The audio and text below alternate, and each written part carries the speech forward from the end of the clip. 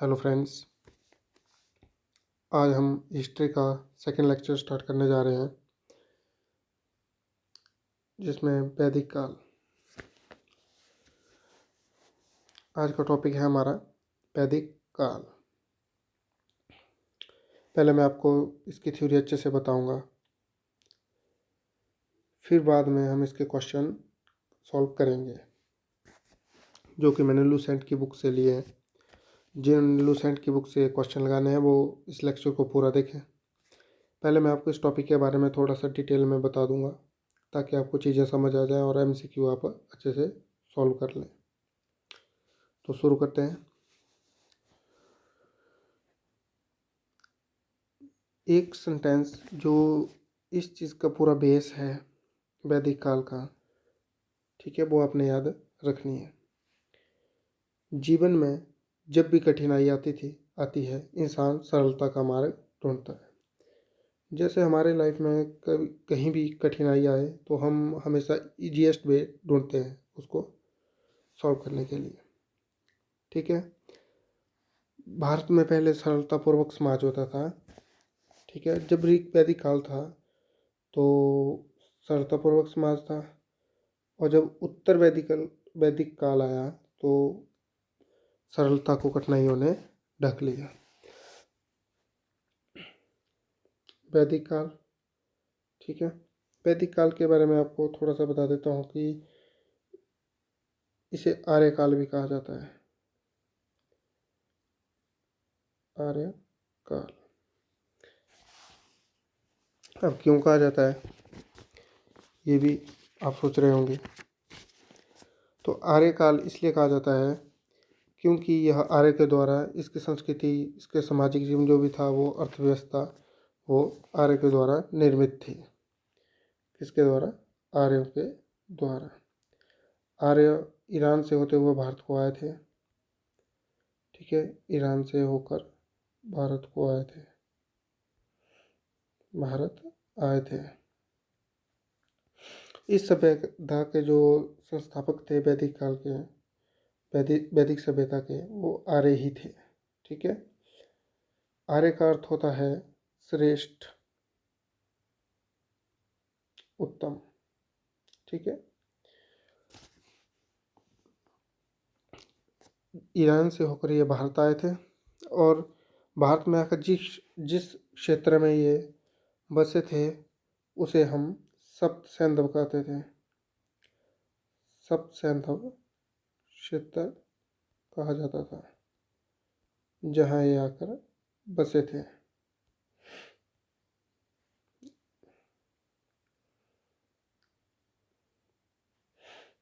बसे कहाँ पे थे? आके सप्त सैंधव क्षेत्र,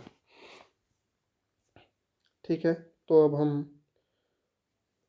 वैदिक काल के बारे में आपको बता दिया। अब वैदिक काल में ऋग वैदिक काल आया, उत्तर वैदिक काल में बंटा हुआ है वैदिक काल। ऋग वैदिक काल जो है वो आपका, वो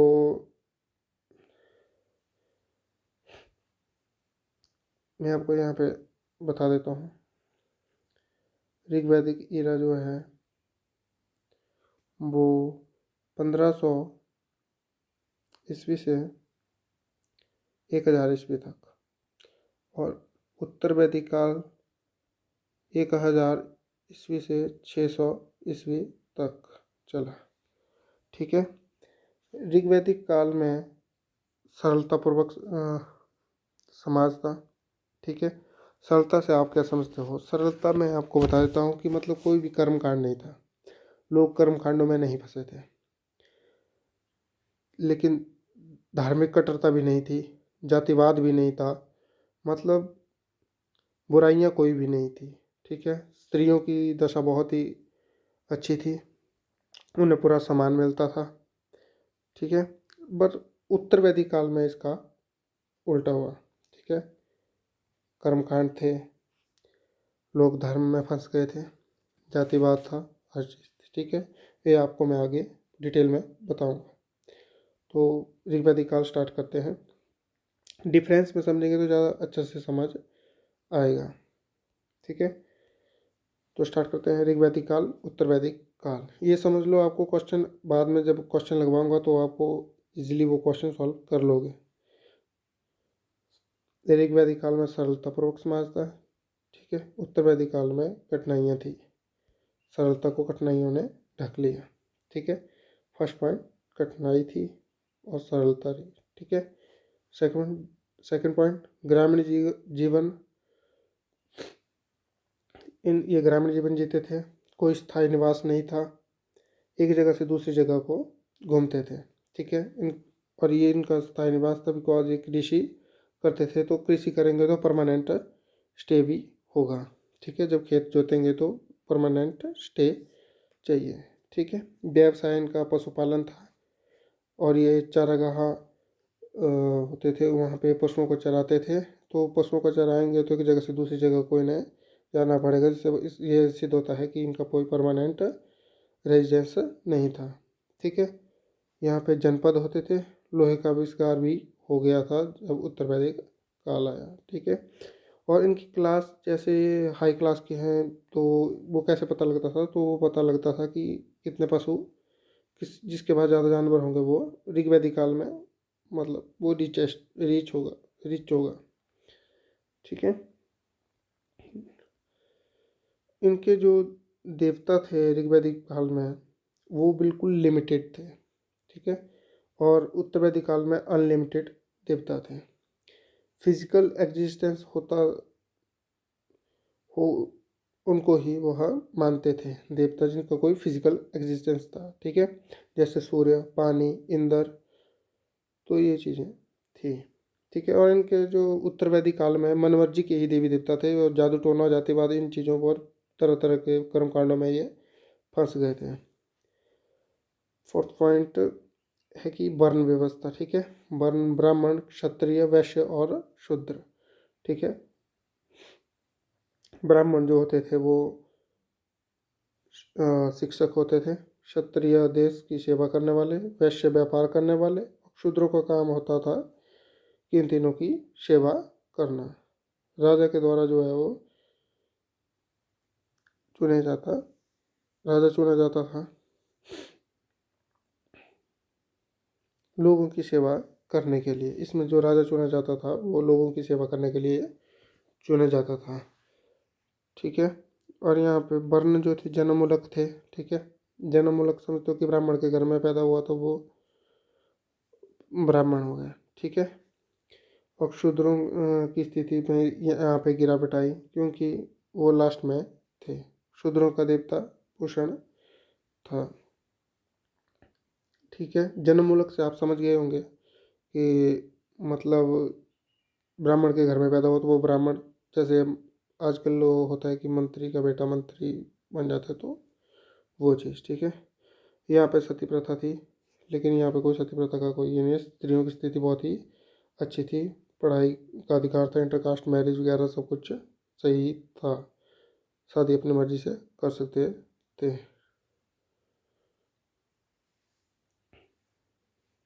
बस इतना ही है, तो कुछ ज़्यादा कुछ है नहीं इसमें।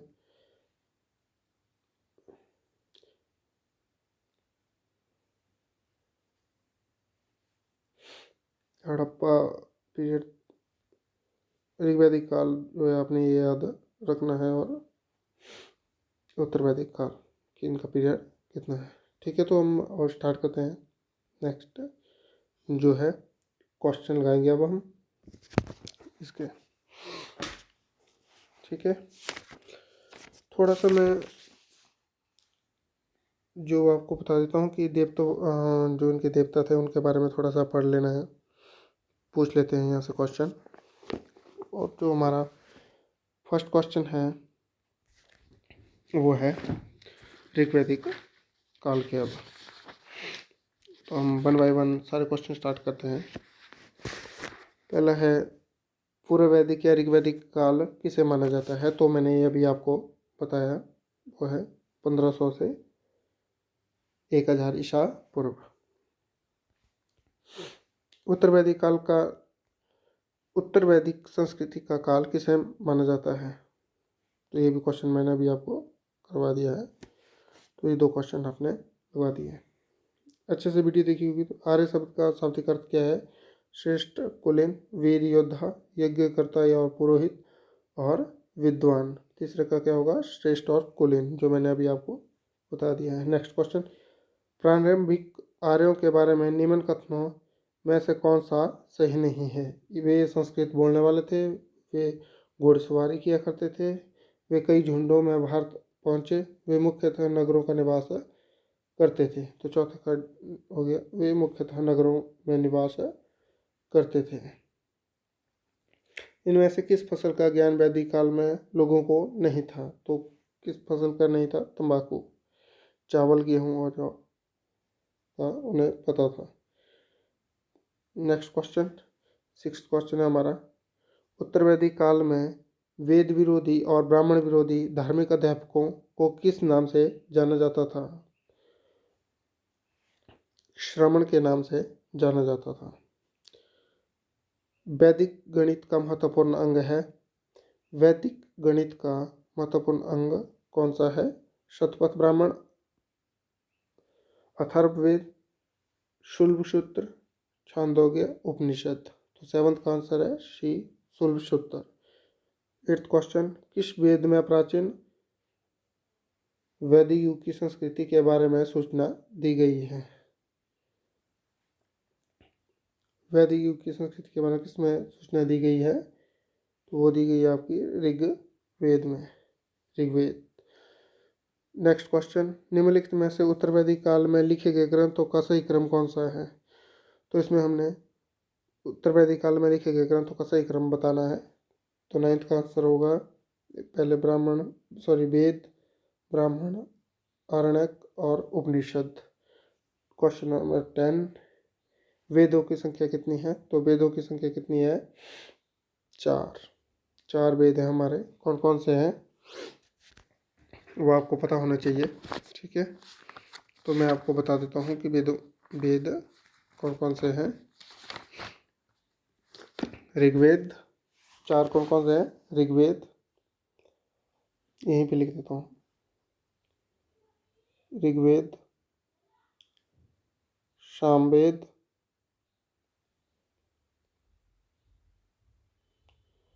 यजुर्वेद, नंबर 4 अथर्ववेद, वेद। इनमें ऋग्वेद में जो है ऋचाओं का संग्रह है, ये चीज़ आपने याद रखनी है जो मैं आपको बता रहा हूँ, ऋचाओं का संग्रह। सामवेद जो है वो आपका मंत्रों का संग्रह है, ठीक है। इसमें गीत, अधिकांश गीत ऋग्वेद के लिए से लिए गए हैं इसमें, ठीक है। गीति रूप मंत्रों का संग्रह है। यजुर्वेद जो है वो यज्ञ अनुष्ठान के बारे में है, और अथर्ववेद में तंत्र और मंत्रों का संग्रह है, तंत्र मंत्रों का जादू टोना संग्रह है, ठीक है। 10 क्वेश्चन मैंने आपको बता दिए। 11th पे चलते हैं, ठीक है। कौन से 3 वेद संयुक्त रूप से त्रयी और वेद त्रयी कहलाते हैं? तो कौन से कहलाते हैं? ऋग्वेद, यजुर्वेद और सामवेद। नेक्स्ट क्वेश्चन, भारत के राज चिन्ह में प्रयुक्त होने वाले शब्द सत्यमेव जयते किस उपनिषद से लिया गया? तो ये इंपॉर्टेंट क्वेश्चन है। कौन से उपनिषद से सत्यमेव जयते लिया गया है? तो इसका आंसर होगा मुंडक उपनिषद। 30th क्वेश्चन, ऋग्वैदिक आर्यों का मुख्य व्यवसाय था? तो ऋग्वैदिक आर्यों का मुख्य व्यवसाय था पशुपालन। जो ज़्यादा पशु पालते थे, जो मैंने आपको अभी बताया, वो इस होते थे। वो एक गोमंतु प्रकार की प्रजाति थी, तो वो एक जगह से दूसरी जगह को उनके दिन को कोई प्रॉपर रेजिडेंस नहीं था।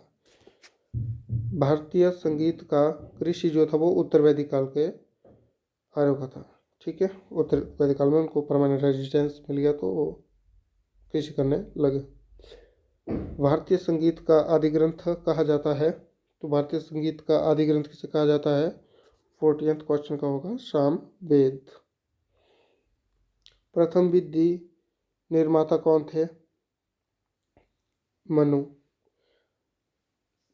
कृष्ण भक्ति का प्रथम और प्रधान ग्रंथ है। कृष्ण भक्ति का प्रथम और प्रधान ग्रंथ कौन सा है? श्रीमद् भगवत गीता। ऋग्वेद में संपत्ति का प्रमुख रूप क्या है? ऋग्वेद में संपत्ति का प्रमुख रूप कौन सा है? गोधन, भूमि, ए और बी, और इनमें से कोई भी नहीं। तो 7th का आंसर क्या होगा? गोधन। ठीक है, पशु पालते थे। ऋग्वेद के किस मंडल में शूद्र का उल्लेख पहली बार मिलता है? किस मंडल में मिलता है शूद्र का उल्लेख? 80th का जो वो होगा 10वें, डी।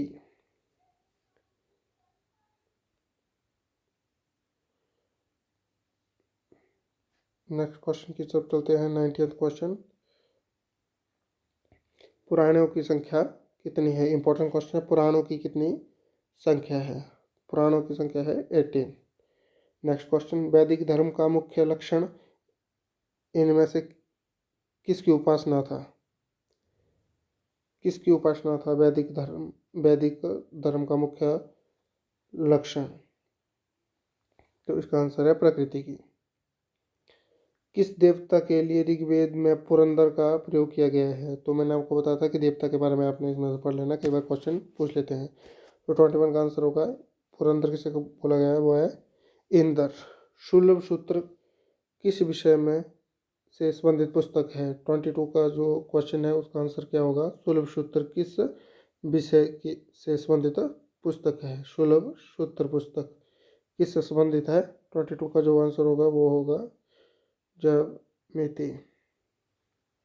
ज्यामिति। ओके। नेक्स्ट क्वेश्चन, अस्तोमा सद्गम्य, तमसोमा ज्योतिर्गम्य, मृत्योर्मा अमृत गमय कहाँ से लिया गया है? तो ये कहाँ से लिया गया है? 23 का जो आंसर होगा वो होगा उपनिषद। आर्य भारत में बाहर से आए और सर्वप्रथम बसे ये कहाँ पे बसे? समतट में।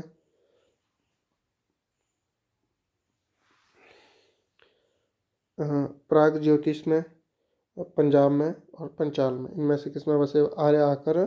वो बसे पंजाब में। नेक्स्ट क्वेश्चन 25, ये मिलान वाला क्वेश्चन है। सूची दी गई होगी आपको, यहाँ पे वेद दिए गए हैं और यज्ञकर्ता कौन कौन है इनके, दो वो दिया गया है। 25 जो क्वेश्चन है उसका आंसर बनाएंगे। तो ऋग्वेद जो थे उनके होत्री, ठीक है, यजुर्वेद के अध्वर्यु, सामवेद के उद्गाता या उद्गात्री भी उन्हें बोलते थे, और अथर्ववेद में ब्रह्मा। तो इसका आंसर बन गया 1 2 3 4 ए। 25 का आंसर ए। 26, वेदों को अपौरुषेय क्यों कहा जाता था? तो वेदों को अपौरुषेय क्यों कहा जाता था? क्योंकि वेदों की रचना देवताओं द्वारा की गई, क्योंकि वेदों की रचना पुरुषों द्वारा की गई, क्योंकि वेदों की रचना ऋषियों के द्वारा की गई, इनमें से कोई नहीं। तो इसका 6th आंसर होगा वो गए क्योंकि देवता के द्वारा रचना की गई। 27 क्वेश्चन, वैशेषिक दर्शन के प्रतिपादन है।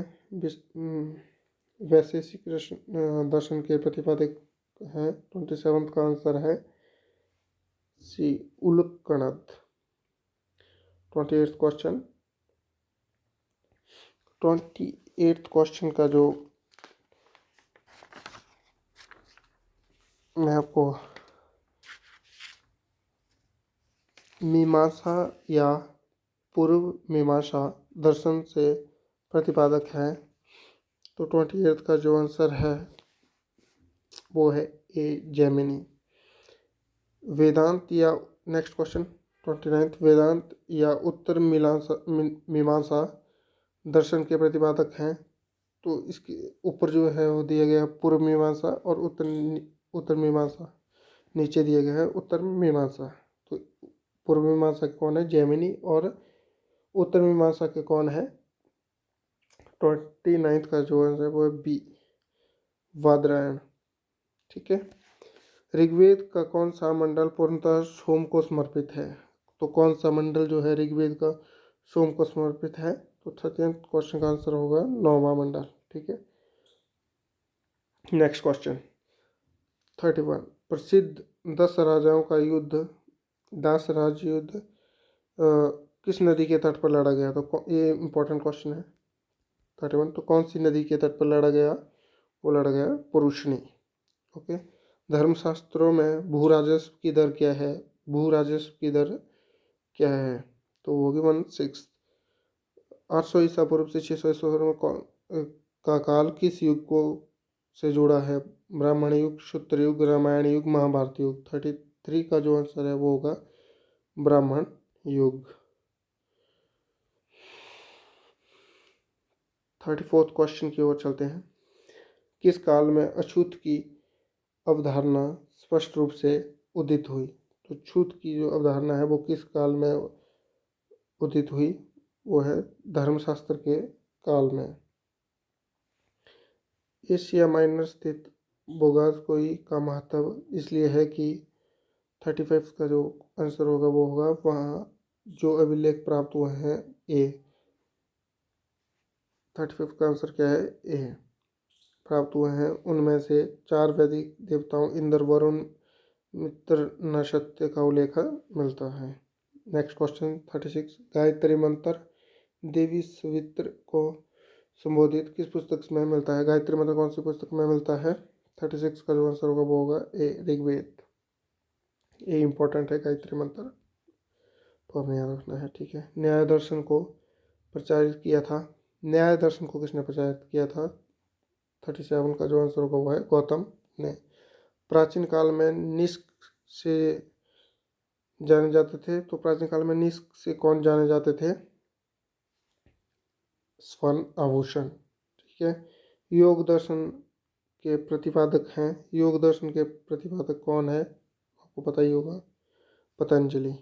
उपनिषद पुस्तकें हैं धर्म पर, योग पर, विधि पर, दर्शन पर। उपनिषद किस पर हैं पुस्तकें? तो वो आपका है दर्शन पर। चलते हैं नेक्स्ट क्वेश्चन की ओर। वो है 41। इसमें भी सूची है, वो आपको इनको मिलाना है। ठीक है। तो ये मैंने आपको बताया भी है। 41 क्वेश्चन पहले का हो जाएगा ऋग्वेद, स्तोत्र एवं प्रार्थनाएं। नेक्स्ट का जो है वो हो जाएगा कर्मकांड से यजुर्वेद। सामवेद जो है वो संगीत से, और अथर्ववेद तंत्र मंत्र और वशीकरण से रिलेटेड है। ये चारों आपने याद रखने हैं, क्वेश्चन पूछ लिया जाता है, इम्पोर्टेंट है ये। इसका आंसर होगा ए। 42। आरंभिक वैदिक साहित्य में सर्वाधिक वर्णित नदी है? तो कौन सी नदी है वैदिक साहित्य में जो सर्वाधिक वर्णित है? 42 का जो आंसर है वो है सिंधु नदी। उपनिषद काल के राजा अश्वपति शासक थे। अश्वपति किसके शासक थे? तो वो होगा केकय के। अध्यात्म ज्ञान के विषय में नचिकेता और यम का संवाद किस उपनिषद से प्राप्त होता है? तो वो प्राप्त होता है आपका कठोपनिषद उपनिषद से। ठीक है। अध्यात्म ज्ञान का कठोपनिषद से में ज्ञान प्राप्त होता है। 45 क्वेश्चन वैदिक नदी कुंभा काबुल का स्थान कहाँ निर्धारित होना चाहिए था? कहाँ निर्धारित होना चाहिए? 45 का आंसर है आपका अफगानिस्तान में। कपिल मुनि द्वारा प्रतिपादित दार्शनिक प्रणाली है? इसका आंसर होगा सांख्य दर्शन। 47 क्वेश्चन भारत के किस स्थल की खुदाई में से लौह धातु के प्रचलन के प्राचीनतम प्रमाण मिलते हैं? तो कहाँ से मिलते हैं? 47 का जो आंसर होगा वो होगा अतरंजी खेड़ा से। 48 क्वेश्चन निम्नलिखित में से किसका संकलन ऋग्वेद पर आधारित है? तो किसका है? सामवेद। निम्नलिखित में से कौन सा प्रस्थानत्रयी में शामिल नहीं है। 49 का जो क्वेश्चन का आंसर है वो है भागवत। 50 क्वेश्चन कर्म का सिद्धांत संबंधित है। कर्म का जो सिद्धांत है वो किससे संबंधित है? इसका आंसर होगा मीमांसा से। नेक्स्ट क्वेश्चन, ये भी मतलब जोड़े मिलाने एक दूसरे से सुमेलित कीजिए। 51 क्वेश्चन का इसका आंसर होगा अथर्ववेद औषधियों से संबंधित 3, फिर एक ईश्वर की महिमा, यजुर्वेद आ गया आपका बलिदान विधि, और सामवेद संगीत से रिलेटेड है, तो इसका आंसर होगा 51 का ए। चरक संहिता नामक पुस्तक किस विषय से संबंधित है? ये थोड़ा आईएमपी क्वेश्चन है, पूछ लेते हैं कई बार। चरक संहिता नामक पुस्तक किस विषय से संबंधित है? तो इसका आंसर होगा चिकित्सा। 52 का आंसर होगा सी। यज्ञ संबंधी विधि विधानों का पता चलता है, तो किससे पता चलता है? यजुर्वेद से। वैदिक युगीन सभा 54 का जो आंसर होगा वो होगा आपका कि है वैदिक युगीन सभा। गांव के व्यावसायिक लोगों की संस्था थी, राज दरबार होता था, मंत्रिपरिषद थी, राज्य के समस्त लोगों की एक राष्ट्रीय सभा थी। तो वैदिक सभा जो थी वो थी मंत्री परिषद थी। 54 का सी। 55 वैदिक युग में प्रचलित लोकप्रिय शासन प्रणाली थी निरंकुश, प्रजातंत्र, गणतंत्र और वंशानुगत राजतंत्र। तो वैदिक युग में जो थी वो थी गणतंत्र। 55 का होगा सी। सब 56 में चल पड़ते हैं। सबसे प्राचीन वेद कौन सा है? सबसे प्राचीन वेद कौन सा है? ऋग्वेद। वेरी एमपी क्वेश्चन है। निम्नलिखित में से कौन भारतीय दर्शन की आरंभिक विचारधारा है? 57 का जो आंसर होगा वो होगा सांख्य। 58 क्वेश्चन जो है सांख्य, योग, न्याय, वैश्विक मीमांसा एवं वेदांत, इन 6 विभिन्न भारतीय दर्शनों की स्पष्ट रूप से अभिव्यक्ति हुई है, तो कौन से युग में हुई है? 58 का जो आंसर होगा वो होगा वैदिक युग में। निम्नलिखित में है वह दस्तकारी कौन सी है जो आर्यों द्वारा व्यवहार में नहीं लाई गई थी? तो कौन से में नहीं लाई गई थी? इसका आंसर होगा लोहार, आभूषण, मृतभांड और काष्ठकारिता थी। नेक्स्ट क्वेश्चन सम्मिलित कीजिए, ये मिलाने हैं, ठीक है। 60 का जो आंसर होगा वो होगा आयुर्वेद का हो गया, ऋग्वेद, धनुर्वेद का हो गया, यजुर्वेद, अथर्ववेद का, सामवेद, और ए होगा 60 का आंसर। 61 ऋग्वेद के किन 6 मंडलों को वंश मंडल, गोत्र मंडल कहा जाता है? तो 61 का जो आंसर होगा वो होगा दूसरे मंडल से 7वें मंडल तक। किस वेद में जादुई माया और वशीकरण, मैजिकल चार्म और स्पेल्स का वर्णन है? तो किस में है, कौन से वेद में है जादू टोना जो मैंने आपको बताया था? तो वो है 62 का अथर्ववेद। आर्य शब्द कहाँ से इंगित करता है? 63 का जो आंसर होगा वो है श्रेष्ठ वंश को। ऋग्वेद के कुल कितने मंडल हैं? तो ऋग्वेद के कितने मंडल हैं? 10। नेक्स्ट क्वेश्चन 65, आर्य भारत में संभवतः आए तो वो मध्य एशिया से आए। ये भी क्वेश्चन आईएमपी है, कहाँ से आए थे आर्य? मध्य एशिया से। 66 क्वेश्चन, कौन सा वेद अंशद गद्य रूप में भी रचित है? 66 का जो आंसर होगा वो होगा आपका यजुर्वेद। 67, सभा और समिति प्रजापति की 2 पुत्रियां थी का उल्लेख किस वेद में मिलता है? तो 67 का जो आंसर होगा वो होगा टी। ऋग्वैदिक युग की प्राचीनतम संस्था कौन सी थी? 68 का जो आंसर होगा वो होगा वेदक। 69 का जो क्वेश्चन है, ब्राह्मण ग्रंथों में सर्वाधिक प्राचीन कौन है? तो कौन सा है सबसे प्राचीनतम ग्रंथ ब्राह्मण ग्रंथों में से? 69 क्वेश्चन का जो आंसर है वो होगा शतपथ ब्राह्मण। गोत्र व्यवस्था प्रचलन में कब आई? ऋग्वैदिक काल में, उत्तर वैदिक काल में, और गोत्र की व्यवस्था जो आई वो आई उत्तर वैदिक काल में, ठीक है।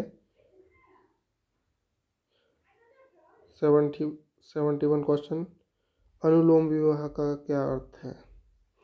अनुलोम विवाह का क्या अर्थ है? 71, उच्च वर्ण पुरुष का निम्न वर्ण नारी के साथ विवाह करना, निम्न वर्ण में उच्च वर्ण के साथ विवाह करना, उच्च वर्ण पुरुष उच्च वर्ण के नारी के साथ विवाह करना, निम्न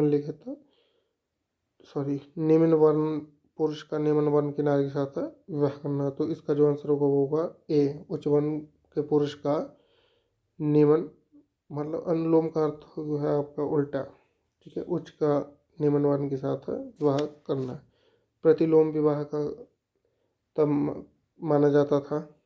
तो 72 का जो आंसर होगा वो होगा आपका, जब उच्च वर्ण की नारी निम्न वर्ण के पुरुष के साथ विवाह कर लेती थी तो वो प्रतिलोम विवाह हो जाता था, ठीक है। नेक्स्ट क्वेश्चन 73, वैदिक युग में यव कहा जाता था, तो यव किसे कहा जाता था वैदिक युग में? 73 का जो आंसर है वो होगा जौ। व्रीहि शब्द का किसके लिए प्रयुक्त हुआ है? 74 का जो आंसर है वो होगा चावल। अथर्व कहा जाता था, अथर्व किसे कहा जाता था? 75 का जो आंसर होगा वो है पवित्र जादू को, ठीक है। सुमिलित कीजिए 76 क्वेश्चन, शिक्षा, ध्वनि शास्त्र, कल्पसूत्र, कर्मकांड, निरुक्तोच्चारण शास्त्र। ए 76 का जो आंसर होगा वो होगा ए 77। प्राचीनतम व्याकरण अष्टाध्यायी की रचनाकार हैं, तो अष्टाध्यायी की रचना किसने की थी? वेरी IMP क्वेश्चन है। तो 77 का जो आंसर होगा वो होगा पाणिनि बोलते हैं, पाणिनि के अष्टाध्यायी, ठीक है। 78 क्वेश्चन, निम्न में से कौन सी स्मृति प्राचीनतम है? तो मनु स्मृति। आदि काव्य की संज्ञा कैसे दी गई? 79 का जो आंसर होगा वो होगा रामायण। 80 का जो आंसर होगा प्राचीनतम पुराण है, प्राचीनतम पुराण कौन सा है? मत्स्य पुराण, ये आपने याद रखना है। ऋग्वेद में सबसे पवित्र नदी किसे माना गया है? तो ऋग्वेद में सबसे पवित्र नदी किसे माना गया है? सरस्वती को। वैदिक समाज की आधारभूत इकाई थी, वो थी कुटुंब भी बोलते हैं इसको, ठीक है। वैदिक काल के उस सबसे प्रधान देवता की पहचान करें जिस स्तुति में 250 सूक्तों की रचना की गई थी, तो इसका आंसर होगा इंद्र। 84 क्वेश्चन, किस वेद में सभा को नैरिष्ट अर्थात सामूहिक वाद विवाद का अनुल्लंघनीय कहा गया है? तो अथर्व वेद। 84 का जो आंसर डी। किस रचना में नारी को सुरा और पासा के साथ 3 प्रमुख बुराइयों में शामिल किया गया है? 85 का जो आंसर होगा वो होगा मैत्रेयी संहिता। उत्तर वैदिक काल में किस देवता को सर्वोच्च स्थान प्राप्त था? तो उत्तर वैदिक काल में कौन से देवता को सर्वोच्च स्थान प्राप्त था? प्रजापति। 87 क्वेश्चन, इसमें सुमिलित कीजिए, ये आपने पढ़ लेना है। इसका जो आंसर होगा वो होगा ए। इतना कुछ इम्पोर्टेंट है नहीं तो आपने पढ़ लेना है एक बार। 88 क्वेश्चन, इसमें भी मिलान है, ठीक है। पुरुषणी, ये जो है नदियों के नाम है जो ऋग्वेद में उल्लेखित नाम है, और ये मिलाना है कौन सा आपका आधुनिक आजकल का नाम है, ठीक है। तो 88 का जो आंसर होगा मैं आपको बता देता हूँ। पुरुषणी रावी, शतुद्री सतलुज, अश्किनी चिनाब, बिपाशा ब्यास। तो A is the right answer. ये क्वेश्चन कई बार आपको HPGK में पूछ लेते हैं, तो ये आपने याद रखने हैं। संस्कारों की कुल संख्या कितनी है? 89 का जो आंसर होगा वो होगा सी 16। संस्कारों की संख्या कितनी है? 16। 90th क्वेश्चन, ठीक है। ब्रह्मा विवाह, देव विवाह और आश्रय विवाह और प्रजापत्य विवाह के बारे में है, तो ये आपने मैच करना है। इसका जो आंसर होगा वो होगा ए। समान वर्ण और जाति का विवाह हो गया ब्रह्म विवाह। देव विवाह पुरोहित या परिश्रमिक की मैमिली कन्या के साथ विवाह करना। आश्रय विवाह हो गया कन्या मूल्य के रूप में एक जोड़ी गाय और बैल चुकाकर किया गया विवाह। प्रजापत्य विवाह हो गया बिना दहेज के विवाह। तो कई बार पूछ लेते हैं ऐसी डेफिनेशन देके कि यह कौन सा विवाह है, तो वो आपने यहाँ से पढ़ लेना है और अच्छे से आंसर कर देना है। यहाँ पे भी विवाह के बारे में बता दिया गया है 91 क्वेश्चन में, तो इसका आंसर भी ए ही होगा। तो आपने ये पढ़ लेना है। प्रेम विवाह को गंधर्व विवाह कहा जाता है, ये क्वेश्चन कई बार पूछा गया है। पैशाच विवाह कौन सा होता है वो भी पढ़ लेना है। 3 ऋण में शामिल नहीं है, इनमें से 3 ऋण में जो शामिल नहीं है वो क्या है? 92 का जो आंसर होगा वो होगा डी, मातृ ऋण। ऋग्वैदिक काल से संबंधित मृतभांड संस्कृति है, तो वह है गिरवाणी मृदभांड संस्कृति। नेक्स्ट क्वेश्चन 94, उत्तर वैदिक काल से संबंधित मृदभांड संस्कृति है, तो ये मैंने आपको बता दिया। सॉरी, इसका आंसर होगा चित्रित दूसर मृदभांड संस्कृति। हरियाणा प्रांत में चित्रित दूसर मृदभांड स्थल किस स्थान पर हाल के लिए उत्खननों में प्रकाश में आया? तो कौन से में आया? 95 का जो आंसर होगा वो होगा भगवानपुर। प्राचीनतम, नेक्स्ट क्वेश्चन 96, प्राचीनतम विवाह संस्कार का वर्णन करने वाला विवाह सूक्त किस में पाया जाता है? तो किस में पाया जाता है विवाह सूक्त? ऋग्वेद। 97 क्वेश्चन, ऋग्वेद में अघन्य बद्ध योग्य नहीं शब्द का प्रयोग किसके लिए किया गया है? तो वो 97 का जो आंसर है वो है गाय। सुमिलित कीजिए, ये भी आपने मिलान करना है। 98 क्वेश्चन का जो आंसर होगा वो होगा ए, आपने पढ़ लेना है। 99 क्वेश्चन, प्राकृतिक संतुलन स्थापित करने के कारण किस वैदिक देवता को इससे गोप कहा जाता था? किसे कहा जाता था? वरुण। निम्नलिखित में से कौन मूलतः जल या समुद्र का देवता था? 100 क्वेश्चन का आंसर है वरुण। जल और समुद्र का देवता कौन था? वरुण। 100 का जो क्वेश्चन होगा वो होगा, का आंसर होगा सी। 3 क्रमों में तीनों लोग को माप लेने के कारण किसी उपक्रम कहा गया है? तो 101 का जो आंसर होगा वो है विष्णु। नेक्स्ट क्वेश्चन 102, पुष्ण विवाह का देवता था, रुद्र पशुओं का देवता था, और जगत का देव के पिता, अदिति देवों की महान माता। ठीक है, ये आपने याद रखने हैं, कई बार सेपरेटली पूछ लिए जाते हैं। 103, मनुस्मृति मुख्यतः संबंधित है, तो किससे संबंधित है? समाज व्यवस्था से। गायत्री मंत्र की रचना किसने की थी? तो एक क्वेश्चन मैं पहले ही बता चुका हूँ, विश्वामित्र। अवेस्ता और ऋग्वेद में समानता है, अवेस्ता किस क्षेत्र से संबंधित है? 105 का जो आंसर होगा वो होगा ईरान से। निम्नलिखित में से कौन सी एक ऋग्वैदिक आर्यों की लाक्षणिक विशेषता नहीं है? वे अश्वों, रथों और कांस्य के उपयोग में परिचित थे, वे लोहे का उपयोग में परिचित थे, वे गौ से परिचित थे, तो संपत्ति का सर्वाधिक महत्वपूर्ण रूप थे, वे ताम्र और आधुनिक हल फाल के उपयोग से परिचित थे। 106 का जो आंसर होगा वो होगा, वे लोहे के उपयोग से परिचित थे। ये आंसर जो है वो उसकी विशेषता, लक्षण विशेषता नहीं थी। नेक्स्ट क्वेश्चन 107, ऋग्वेद में निम्नलिखित किन नदियों का उल्लेख अफगानिस्तान के साथ आर्यों के संबंध का सूचक है? 107 का जो आंसर होगा वो होगा कुबा और कर्मो। यहाँ पर अच्छे से दिखने से है तो मैं लिख देता हूँ कुबा और कर्मो। नेक्स्ट क्वेश्चन 108, काफ़ी लंबा क्वेश्चन है, तो इसका मैं डायरेक्टली आपको आंसर बता देता हूँ, आपने बस पढ़ लेना है। ठीक है, 1 और 2 जो है वो सही होंगे। 109, आर्यों के आर्कटिक होम सिद्धांत का पक्ष किसने लिया था? 109, का जो आंसर होगा वो है विजी तिलक। नेक्स्ट क्वेश्चन फिर से सूची वाला है।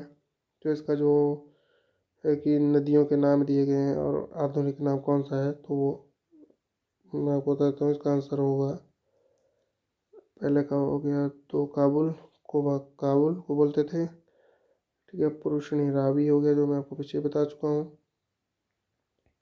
गंडक शतुद्री सतलुज, तो इसका आंसर हो गया वी 110। नेक्स्ट क्वेश्चन, ऋग्वेद में सूक्त हैं तो कितने सूक्त हैं, ये थोड़ा क्वेश्चन इंपॉर्टेंट है। 1028। पूर्व वैदिक कार्यों का धर्म प्रमुख था। पूर्व वैदिक कार्यों का धर्म कौन सा था प्रमुख था, तो वो था प्रकृति पूजा और यज्ञ। ठीक है, मूर्ति की पूजा नहीं करते थे वे। ठीक है, तो प्रकृति पूजा और यज्ञ। निम्नलिखित में से कौन सा भारतीय परमाणुवाद का जनक कहा जाता है, तो किसे कहा जाता है। 113 का जो आंसर होगा महर्षि कणाद। 14th question 114। शतपथ ब्राह्मण से संबंधित राजा विदेद्य माधव से संबंधित ऋषि थे। 114 का जो आंसर होगा वो ऋषि गौतम। ऋग्वेद के 10वें मंडल में कौन से सूत्र विवाह समारोह पर प्रकाश डालता है, तो 115 का जो आंसर होगा वो है सूर्य सूक्त। 116th क्वेश्चन, निम्नलिखित में से किस ग्रंथ को शस्त्र संहिता के नाम से भी जाना जाता है, तो कौन से ग्रंथ को जाना जाता है, वो है महाभारत। तो इस तरह मैंने आपको सारे क्वेश्चन जितने भी इस टॉपिक से बनते थे वो सारे कंप्लीट करा दिए गए हैं। ठीक है, और आपका वैदिक काल मैंने अच्छे से पढ़ा दिया है, तो ये आपको शायद अच्छे से समझ आ गया होगा। अब नेक्स्ट वीडियो में हम नेक्स्ट टॉपिक स्टार्ट करेंगे हड़प्पा सभ्यता में। आपके बारे में आपको सारे क्वेश्चन करवाऊंगा और उस टॉपिक को अच्छे से समझाऊंगा अभी नेक्स्ट लेक्चर में। ठीक है, तो अभी के लिए इतना ही, ख़त्म करते हैं। ओके फ्रेंड्स, मेरे चैनल को लाइक और सब्सक्राइब जरूर करें ताकि मैं आपको अच्छी अच्छी वीडियो बना के और अच्छा कंटेंट प्रोवाइड करवा दूं और आपको ये सब समझ आ जाए। आने वाले एग्ज़ामों के लिए बहुत ज़्यादा हेल्पफुल है ये चीज़ें जो मैं आपको बताने जा रहा हूँ। आप एक भी क्वेश्चन नहीं भूलोगे। Okay friends.